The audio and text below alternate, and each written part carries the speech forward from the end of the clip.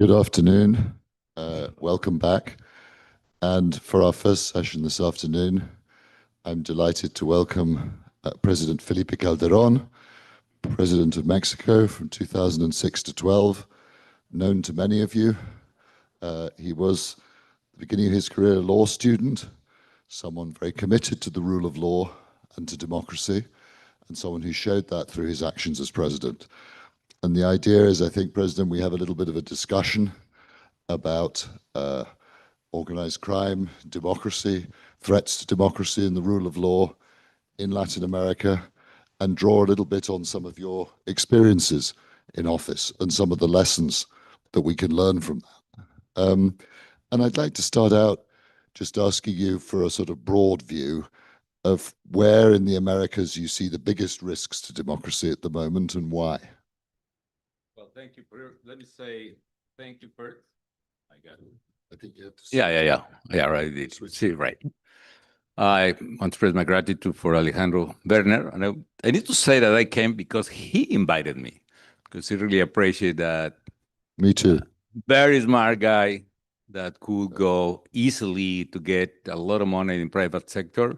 He has kept as a public servant at Mexico and then a universal servant at IMF and now academics, which is I believe those decisions, advocacy decision needs to be supported.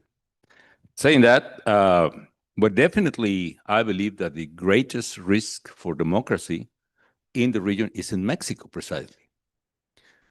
Former President Cedillo wrote an incredible article, a very good one, that anyone interested in democracy or in Mexico must read. And he said that the expression is, the young Mexican democracy has been killed.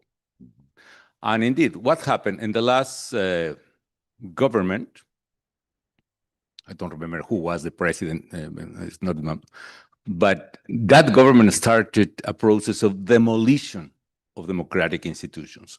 And that process was exacerbated in the last 12 months. Indeed, after the elections, Morena, the ruling party, took over the control of electoral institutions, the INE, the tribunal, and now that institution decided to give to Morena a control over the Congress that never got by the votes. So quickly, Morena won, we believe. They got 54% of the votes, but breaking the law and creating a real rupture, a constitutional break, they gave to Morena 75% of the seats in Congress with no justification. And then extorting a couple of senators more, they were able to change the Constitution to create another constitutional break, which is disappearing the judicial branch, literally. All the ministers, why? Because the Supreme Court was the only counterweight, the counterbalance, the only one in the country to the president. So they fought the minister of the Supreme Court, 11 ministers, 1,000 of judges, maybe 1,000 of magistrates. All of them were fired 2 weeks ago. And now the judicial branch is in the hands of militants and supporters of Morena. Some of them were lawyers of narco-traffickers, others are people without experience. And to end with this, there are no guarantees anymore for any citizen, let alone for opposition people. And as you said, President, I mean, that process started under the previous Mexican government. I was very struck at the time covering what was happening there and in Brazil, that in Brazil, we saw a very strong engagement by the US government behind the scenes in favor of institutions, in favor of the Supreme Court, sending strong messages to the military not to interfere. In Mexico, we saw no such engagement. Could the US have done more to save democracy in Mexico? You say the Americans? Yeah. I don't know. I don't want to say what the Americans could do. But what is clearly is that this demolition process happened, I don't know if the expression is correct, but just under the noses of the American ambassador. And I'm talking about this, not talking about this administration, the previous Biden administration. I don't know, because that ambassador just didn't realize what exactly was happening, or he just ignored that, which is terrible. But let me be honest on this. I believe that since maybe 1 decade or more, we know that the foreign policy of the United States is much less concentrated in the protection and defense, the universal values as democracy of human rights, and more oriented towards the American interest, which is, I believe, is logic. Especially now, it's clear that the government received a mandate, a clear mandate from the citizens, the voters, to focus on national interests. Right. So this idea of the America first implies that. Yeah. And that implies as well that we need to work in our issues ourselves without expecting. But then presumably we should also make the case that the American national interest is served by having democracies in Latin America, right? Well, in the case of Mexico, for instance, of course, it's the second biggest democracy, or used to be a democracy. I honestly believe that free and fair elections are on risk in Mexico, and there won't be free elections probably anymore. And it's the second biggest and the most important for the United States. And it happened in an open. Let me tell one thing about this, talking about fairness. Carlos Ursúa, who was nothing less than the Secretary of Treasury, Secretario de Hacienda, for López Obrador, wrote like 2 or 3 articles last year telling this, that Morena, the government, presented and got approved a budget that was overestimating the payment for seniors people. He estimated that the excess of budget was roughly 50 mil millones de pesos, is equivalent of $2.5 billion. Let me say it, $2,500 million, the equivalent. And Ursúa said that money will be deviated to support the Morena's campaign. And that he says that before he passed away, like 2 months later, that, but accidentally. By the way. I remember I was very struck when I went to Mexico during the election campaign that I went to a rally by Claudia Sheinbaum. And at the end of the rally, Gerardo Fernández Noroña, the official from Morena, got on the stage and he said, we want to make sure that not just that Morena wins this election, but that the opposition never, ever return to power in Mexico. So, as you said, this was very clear, wasn't it? This wasn't hidden. This was a very open objective. So, actually, maybe it will be a local joke, but there is a very famous song that was fixed by Oscar Chavez Say. It's the name is La Casita, no? It is más o menos, it's a local joke for somebody. Dice, que de dónde amigo vengo, de una casita que tengo por allá por Tepoztlán, no? Fernández Noroña bought a house of roughly like a $100,000. And that money came when he was president of the Senate with absolutely no transparency. So, again, I'm deviating about it. But let me go back.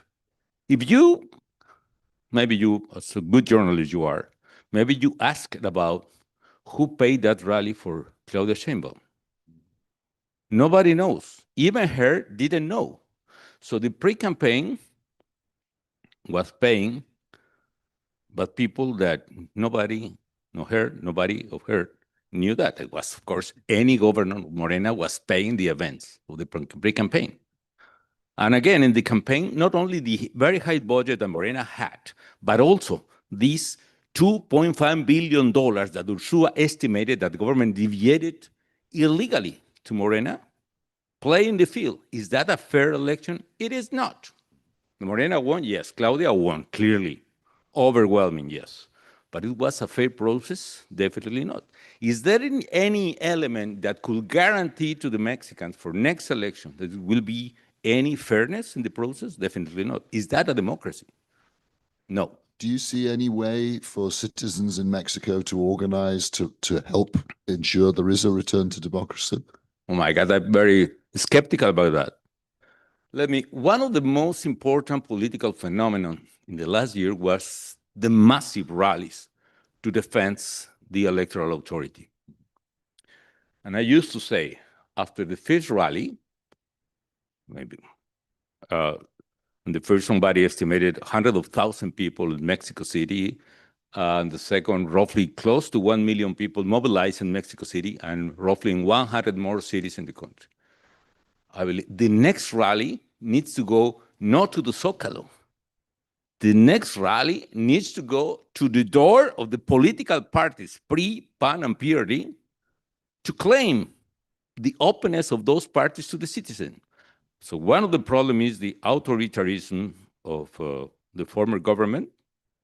So the former president never was a Democrat, never has been a Democrat.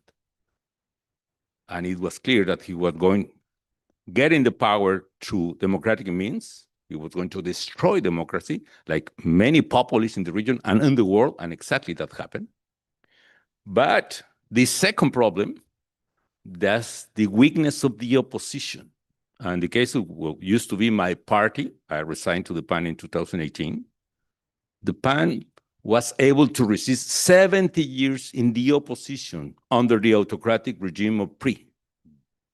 And the key strategy, maybe not explicit and maybe even not deliberated, but was to recruit every campaign new citizens, the best and brightest in any single community. You can call for 10 and only one accepted either to be candidate or member.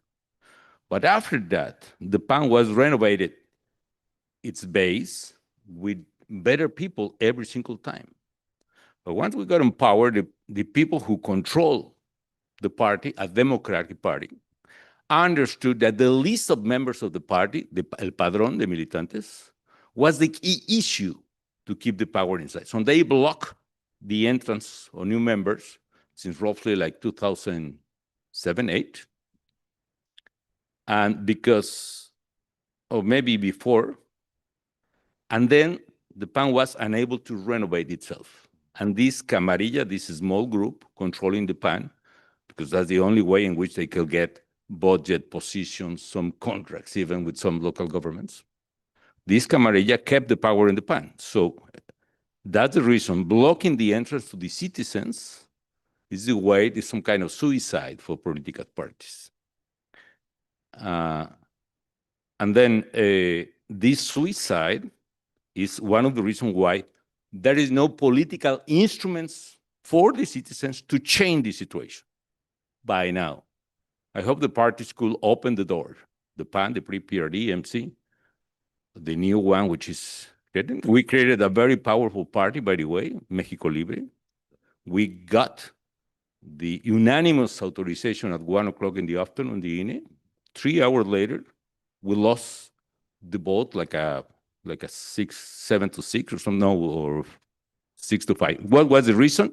We received donations with credit cards.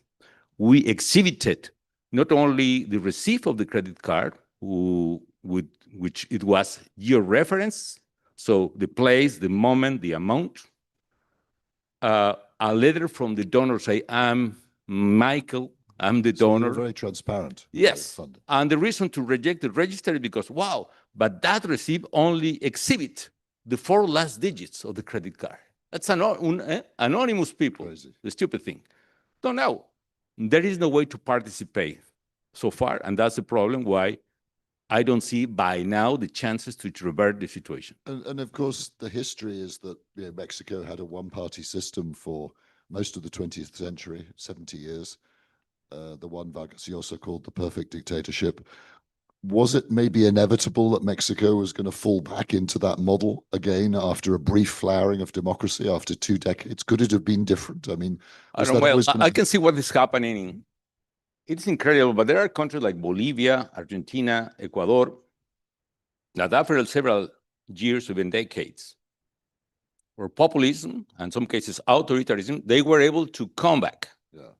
But a shorter time, no? Mexico was a very long time, it was 70 years. Yeah. Well, I'm talking about the current situation, no?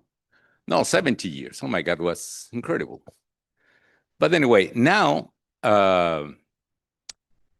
my main concern is because these guys are destroying the legal guarantees. So they have been very smart, if I can say that, con una astucia brutal. So he saw that the key issue to stay there forever, as Noroña says, is destroying legal guarantees. That's the reason the judicial branch was fired. That's the reason they destroy the electoral institutions. Destroy any way in which you can guarantee to the citizens to come back one day. That's it. So I'm very skeptical.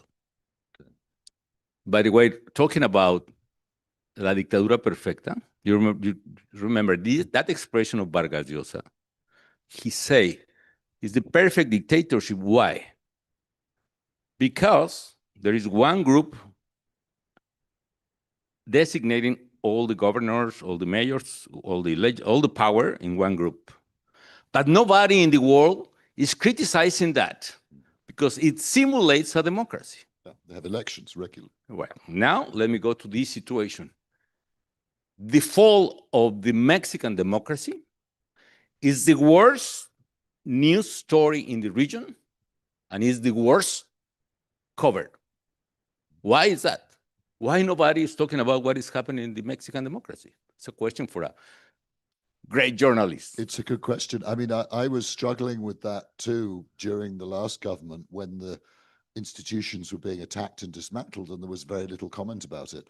And I think part of the reason was because the governments successfully presented a narrative that they were a government of social justice, they were championing the poor, they were inclusive, they were dealing with lots of things that had been left for a long time, and they had a lot of popularity, they had a lot of popular legitimacy.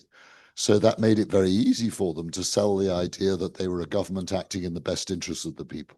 I mean, that's the best answer I can give. It's a very good one. Yeah, and in fact, I believe the same.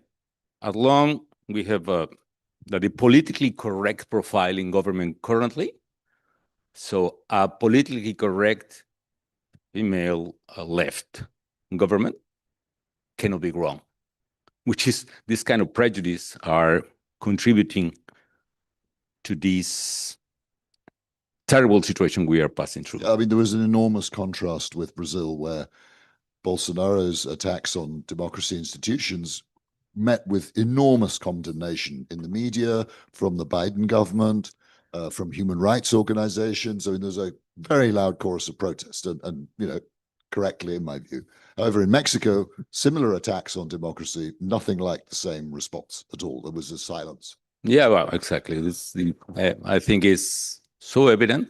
Since López Obrador, I compete with him in 2006, and I won.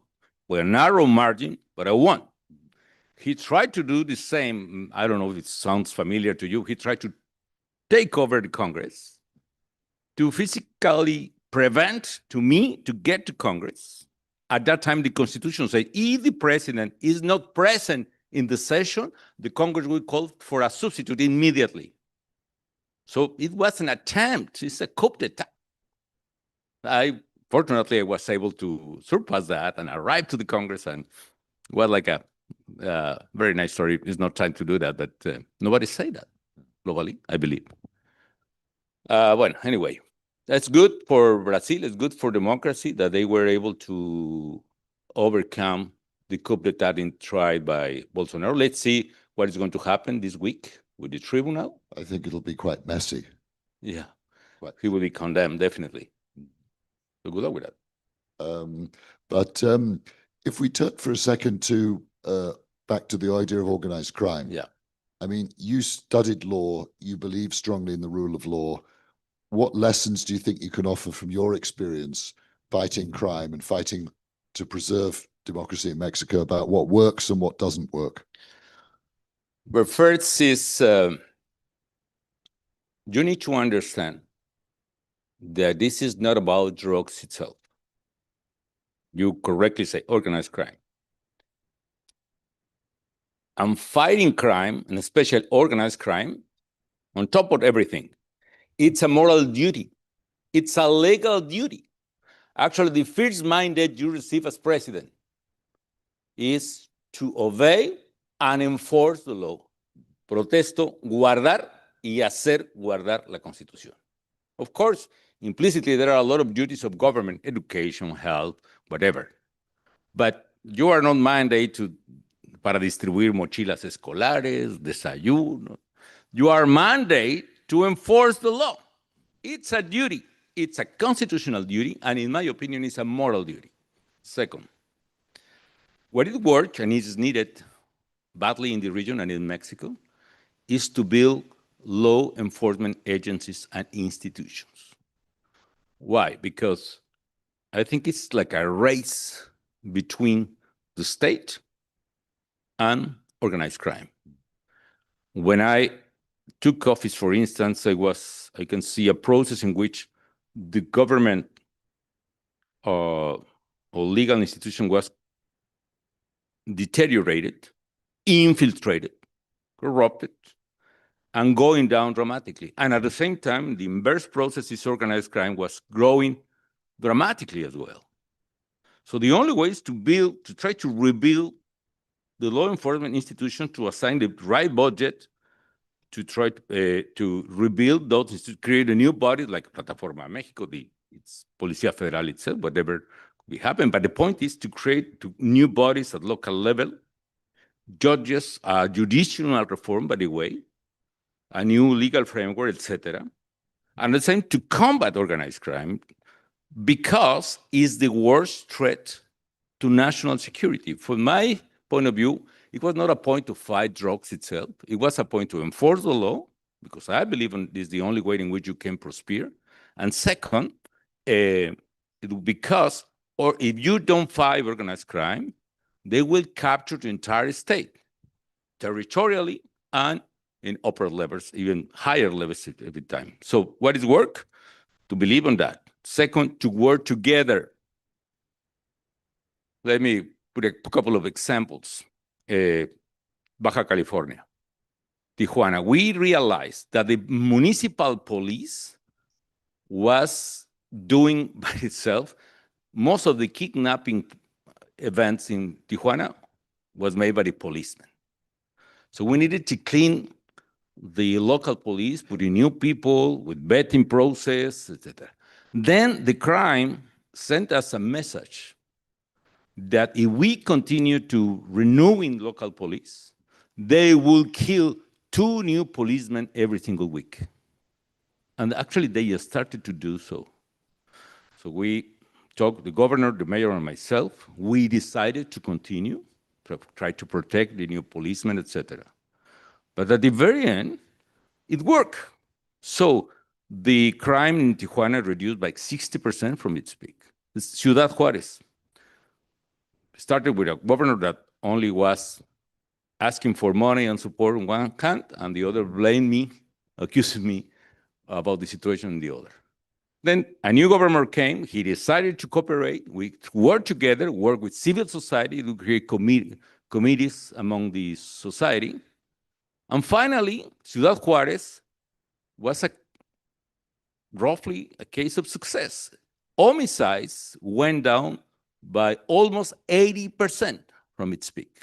And the same in metropolitan zone of Monterrey, the crime went 93%, something like that. And you had some of these success stories, but I think overall homicides went up year after year, not for the... Yeah, but at the end, at the 2 last years of my government, homicides went down by 25%, and that trend continued 2 more years under President Peña Nieto. What happened then? They lose the effort, to be honest. They abandoned the effort. They reduced the budget. They stopped to establish the vetting process in the police corps. They stopped to renovate.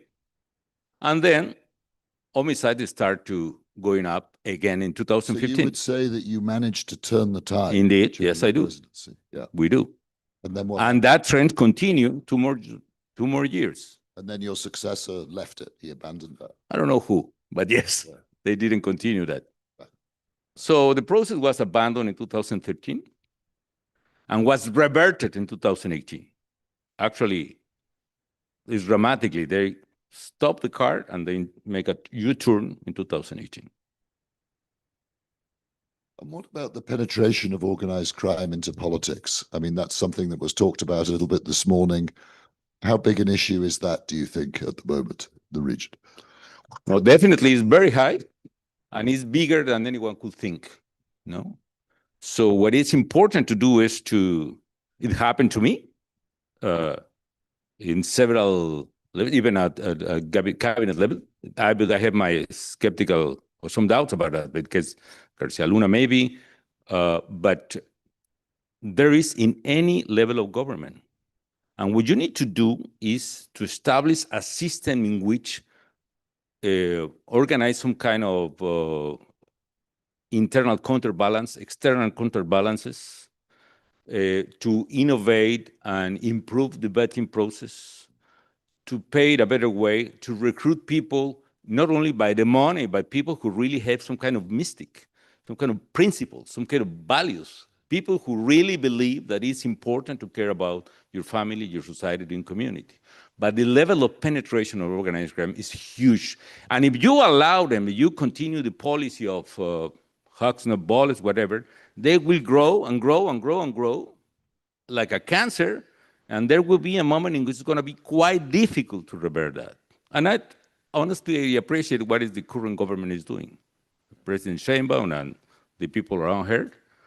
The news about this week.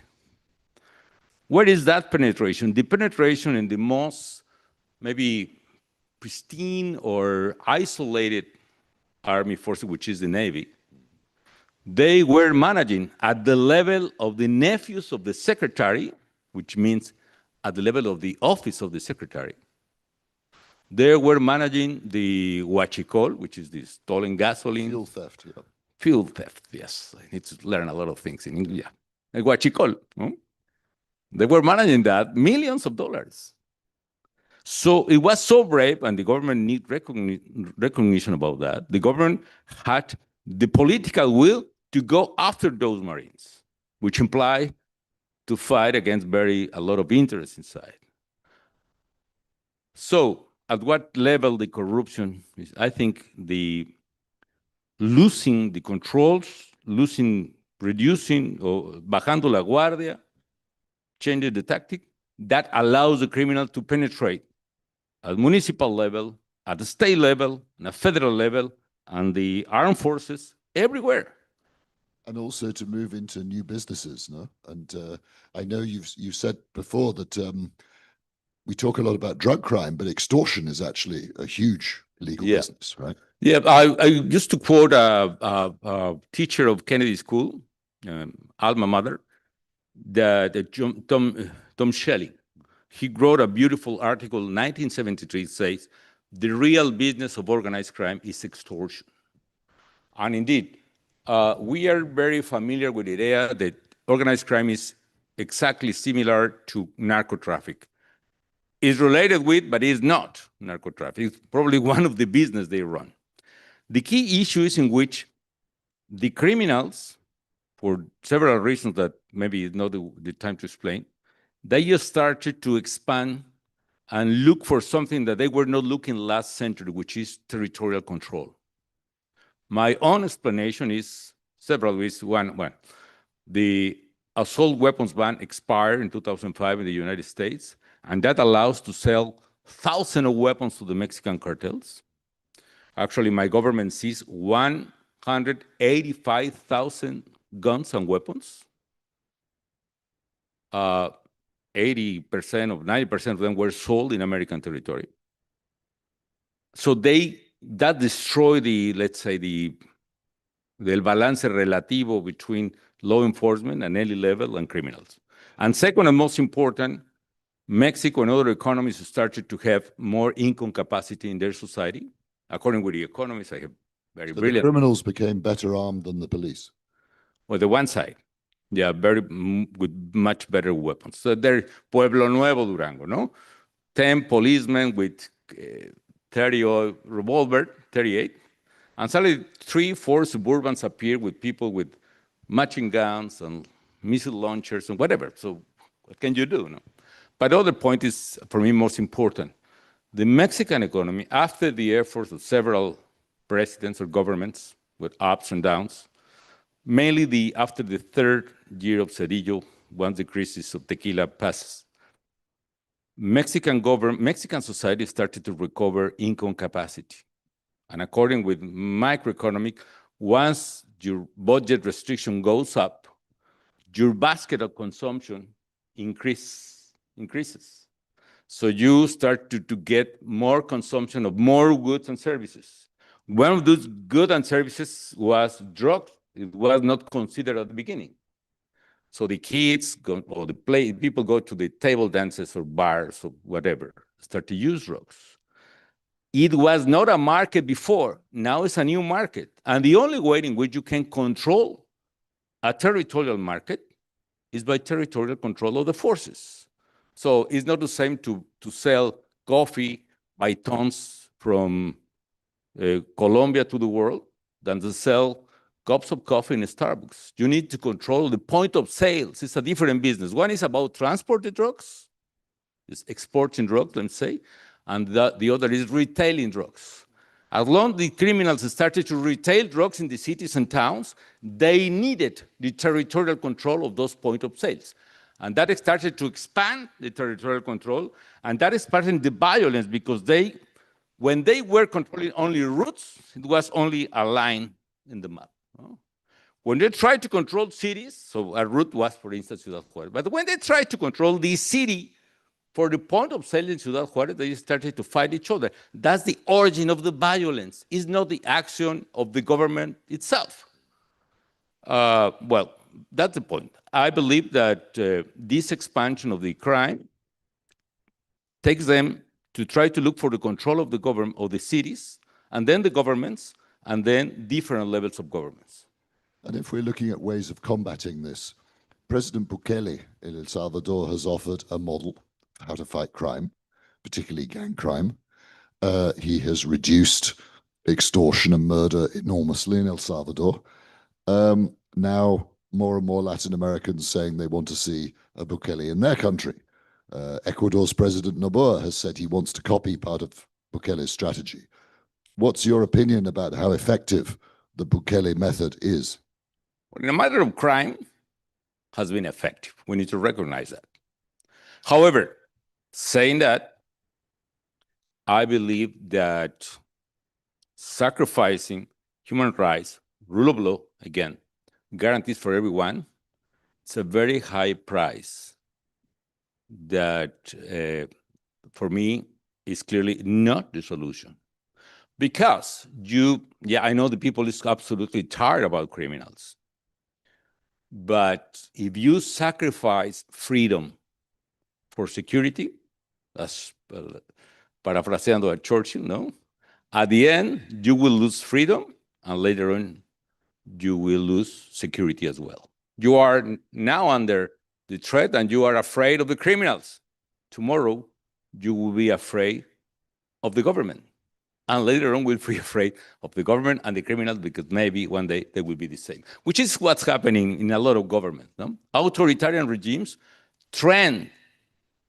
So crime, organized crime, it's a monopoly. So they try to act as a monopoly. That's the reason they cannot compete under market reasons in a city. They need to eliminate the other. So Venezuela, perhaps, is an example there. But it's a narco state. It is not because President Trump say or because Rubio say. They are true. It's a narco state. Most of the drugs of cocaine are coming from Venezuela. I remember I used to see those maps. The radars are able to detect the irregular flights. No, there is like a small plane that is in this way and suddenly go that way, or is taking a route that is going to nowhere. No? So the algorithms are able to detect those irregular flights. When I took office, I remember the map was plenty of red lines from Colombia all the way to Mexico. So when we started to act, this map, we could see how these lines started to move to the Caribbean and start to move from Venezuela to the Caribbean Sea, through Honduras, basically, bit of the coast of Nicaragua, Guatemala, and of course the coast of the Caribbean, but far away in the water. So now it's facing but the problem with Venezuela, clearly, they are controlling. So there's no doubt in your mind that Venezuela is the narcos. No. That's the reason why the militaries in Venezuela, whatever could be the price, they don't want to lose the power because they are at stake. They know what they're doing.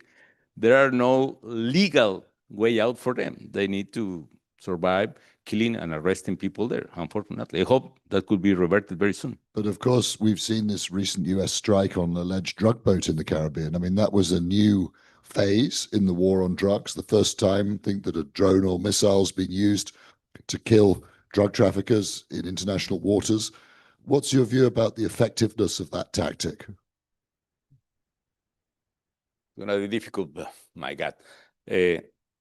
Well, one of the, it's quite, there will be an impact on those guys in that area. So they will reduce the traffic through the Caribbean on temporary basis, honestly. I don't believe the Americans will stay with aircraft or portaaviones y submarinos. It's going to be impossible to sustain that campaign on that. Julio was saying that it's only for 3 months. Where are you, Julio? 3 months, that's the agreement, or something like that. So, and the drug, as long as the demand, si la demanda continúa, it's going to continue, the drug will pass through other side. Right. It could be go back to Colombia, and more pressure on Colombia, Central America, and the Mexican Pacific, probably. So it'll just displace? Could be. And the other is going to be the impact in the market, but that's a different thing. I think it's very limited effects, but for media purposes and political support, it's amazing what they are doing. So the Americans will be, well, somebody is doing something, finally. And they are true, maybe. Yeah. Skeptical. So you would not advocate that Latin American governments should copy that example and start blowing drug boats out of the water? My God, it's like to kill flyers with machine guns, no? Matar moscas con cañones is going to be difficult. Anyway, no, but something needs to be done, definitely. And I think the commitment of the American government, I think, is plausible. It's encomiable. I think it is important to get advantage of that. Because, honestly, people criticize me a lot all the time. But anyway, I don't want to say I don't care. But one is, I don't regret that when I was president, Mexico reached the highest level of cooperation ever with the United States. And it was not Republican or Democrats. I had an incredible relationship with President Bush, an incredible relationship with President Obama. And we were able to share intelligence. That's the reason we signed the Merida Initiative that allow us to work together strongly and to channelize resources for our effort to rebuild institutions and providing more capacity for the agencies. And it worked. Somebody criticized me that Calderon had not intelligence. Honestly, we had the best intelligence in the world, which is the American intelligence. And I think that is needed. No, that is needed, and you need to canalize in an institutional way. And I think we want to leave a little bit of time for questions, if we may. But before we pass to your questions, just a final one for you, President. I mean, organized crime in Latin America has grown steadily stronger, richer, more powerful over the last 2 decades, and governments have not yet managed to halt that process. How do you see the future? Where do you think the region is going to be in terms of security and democracy in a decade's time, based on the present trends? Well, first is international support is on the basic. So I hope that the Americans could continue to support the countries or the governments that want to do something. That's important. But if not, honestly, it's 101 of government. The 101 in government is you need to assign your priorities, and then you need to decide your priorities, and then you need to assign the budget to your top priorities. And if the priority is enforcing the law, facing the crime, you need to assign the resources for that. Maybe you need to sacrifice from other parts, no?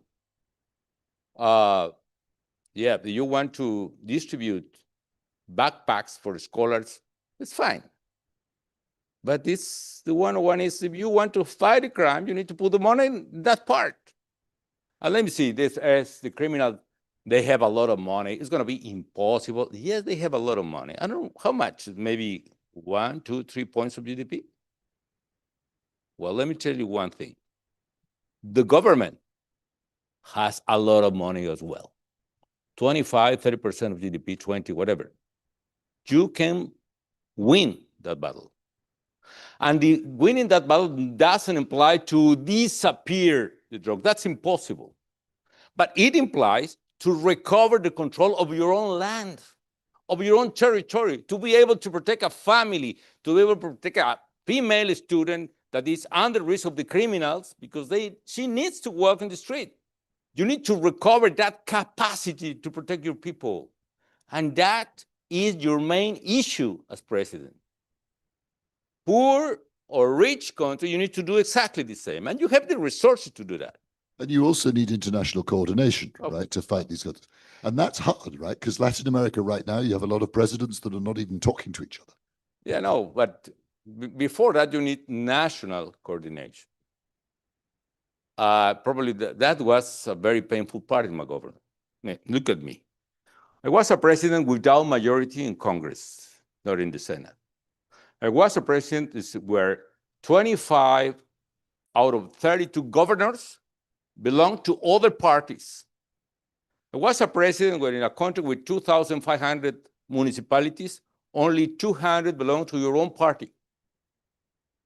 And then you have, I tried to create, and is needed, a national police, and actually I believe in that. It's important to create, again, a civil national police. But there are local police corps in any state, plus local municipality corps. And most of them, or no, sorry, some of them were in absolute complicity with criminals. Some cases now, Guerrero. So Guerrero, last week, under the deputy secretary of government was killed. And the governor don't say any single word about the criminals. Say, oh, our condolences to his family. But no one word. And you can see videos in Guerrero of political leaders talking with criminals. Nothing happened. The mayor of the capital of Guerrero was decapitated 8 days after to take office. And his head appeared in the capital of the state of Guerrero, in the street, in front of the legislative branch, the executive branch, the judicial branch, the governor's house. What is happening with that?